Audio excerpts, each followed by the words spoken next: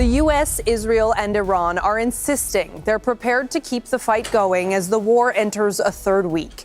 More than 1,300 people have been killed, and the global economy is starting to feel the impact. The Middle East has once again become the center of global tension as the conflict between Iran, Israel, and the United States rapidly escalates into one of the most dangerous geopolitical crises of the decade.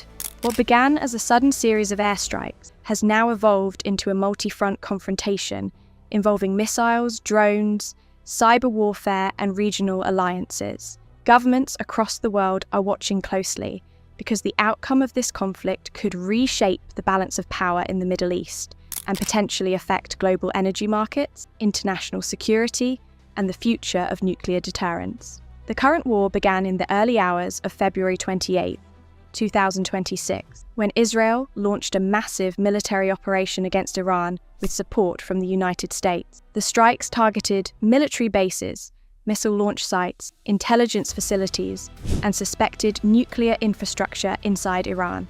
Explosions were reported across Tehran and several other major cities as fighter jets and long-range missiles struck dozens of strategic targets simultaneously. Israeli officials described the attack as a preemptive move designed to eliminate what they believed to be an imminent threat posed by Iran's military and nuclear program. One of the most shocking developments during the opening phase of the operation was the assassination of Iran's supreme leader, Ali Khamenei. The strike reportedly targeted a high-level leadership meeting in Tehran and killed several senior Iranian officials along with him. The Iranian government confirmed the death shortly afterward, sending shockwaves throughout the region and triggering immediate fears of a large-scale retaliation. Within hours, Iran declared that it considered the attacks an act of war and promised a powerful response against both Israel and the United States. Iran's retaliation began almost immediately. Iran's Revolutionary Guard says it's launched a new wave of strikes on Israel. Rescuers have been clearing rubble after debris started a fire in Holon in central Israel. Ballistic missiles and long-range drones were launched toward Israeli territory, targeting major cities and military bases. Air raid sirens echoed across several Israeli regions as the country's missile defense systems worked to intercept incoming projectiles. Despite advanced defense systems, some missiles managed to reach populated areas, causing casualties and significant damage to infrastructure. The attacks marked one of the most intense direct confrontations between Iran and Israel in modern history. But the conflict did not remain limited to those two countries. Iranian forces also targeted American military installations across the Persian Gulf, including bases located in countries such as Kuwait, Bahrain, and Qatar. Several missiles and drones were intercepted, but some still struck near military facilities, injuring soldiers and damaging equipment. In Kuwait, Iranian missiles reportedly killed several soldiers and wounded dozens more during one of the strikes. The expanding conflict quickly began affecting the entire region. Iran-aligned groups such as Hezbollah in Lebanon also became involved, launching rockets toward northern Israel. Israeli forces responded with heavy bombardment of positions in southern Lebanon, opening yet another front in the war. Meanwhile, tensions spread across Iraq, Syria, and the Gulf as various armed factions aligned with either Iran or the United States prepared for possible escalation. Civilian casualties have also been rising rapidly. Iranian authorities report that more than 1,000 people have been killed during the first phase of the bombing campaign, with thousands more injured. Hospitals and emergency services in several cities have struggled to cope with the influx of wounded civilians as infrastructure damage complicates rescue efforts. Medical facilities themselves have reportedly been hit during some strikes, further worsening the humanitarian situation. Beyond the battlefield, the war has also triggered a major global economic shock. One of the most critical flashpoints is the Strait of Hormuz, the narrow maritime corridor through which roughly 1/5 of the world's oil supply passes. As tensions intensified, commercial ships began facing attacks and insurance costs for shipping skyrocketed. Many shipping companies temporarily halted operations in the area, fearing missile strikes or naval clashes. Analysts warn that any prolonged disruption to this route could cause oil prices to surge dramatically, and trigger a global energy crisis. International reactions have been deeply divided. Western allies of the United States largely supported Israel's claim that the strikes were necessary to neutralize a security threat. However, several countries condemned the operation and called for an immediate ceasefire, arguing that the attacks risk pushing the region into a catastrophic war. The United Nations Security Council held emergency meetings as diplomats from multiple countries urged restraint and attempted to negotiate a de-escalation. Meanwhile, inside Iran, the political landscape has changed dramatically following the death of Ali Khamenei. His son, Mojtaba Khamenei, has reportedly taken on the role of the country's new supreme leader. Massive rallies have taken place in Tehran and other cities as supporters pledge loyalty to the new leadership and call for resistance against what they describe as foreign aggression. The United States has indicated that the military campaign may continue for several weeks, suggesting that the objective is not only to retaliate, but to significantly weaken Iran's military capabilities.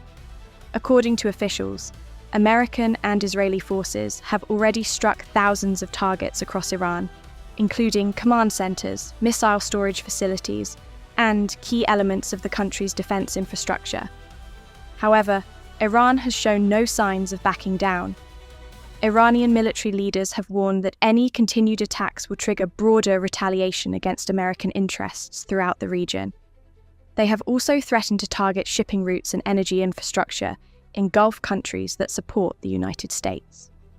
These warnings have raised fears that the war could expand into a full regional conflict involving multiple nations. Cyber warfare has also emerged as a key component of the conflict. Reports indicate that both sides have launched large-scale cyber attacks against each other's infrastructure, targeting communication networks, financial systems, and energy facilities. While many details remain classified, cybersecurity experts say that the digital dimension of this war could have long-term consequences for global internet security. Another major concern surrounding the conflict is the potential nuclear dimension. For years, tensions between Israel and Iran have centered on Iran's nuclear program. Israel has repeatedly warned that it would not allow Iran to develop nuclear weapons, while Iran insists that its nuclear activities are intended only for peaceful energy production.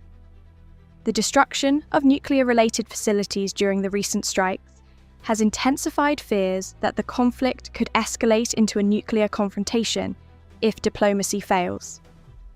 At the same time, humanitarian organizations are warning that the civilian population in several areas could face severe hardship if the conflict continues. Disrupted supply chains, damaged infrastructure, and the constant threat of airstrikes are forcing many families to flee their homes. Refugee flows could increase dramatically if the war spreads further across the region. Global powers such as Russia and China have also been closely monitoring the situation. Both countries have criticized the military strikes and called for negotiations to resolve the crisis. Analysts believe that their involvement in diplomatic efforts could become crucial in preventing the conflict from spiraling into a wider international confrontation. Despite diplomatic efforts, the situation remains extremely volatile. Missile attacks continue on both sides, and each day brings new reports of strikes, counterstrikes, and military mobilization. Intelligence analysts warn that a single miscalculation could trigger a much larger war involving additional countries, and possibly drawing in NATO forces or regional alliances. For ordinary people living in the region, the war has already changed daily life dramatically. Air raid sirens, emergency shelters, and military convoys have become part of the everyday environment. Families in affected cities spend nights in bunkers or underground shelters, uncertain about what the next day will bring. As the conflict continues, the world faces a crucial question. Will diplomacy succeed in halting the violence before it escalates further?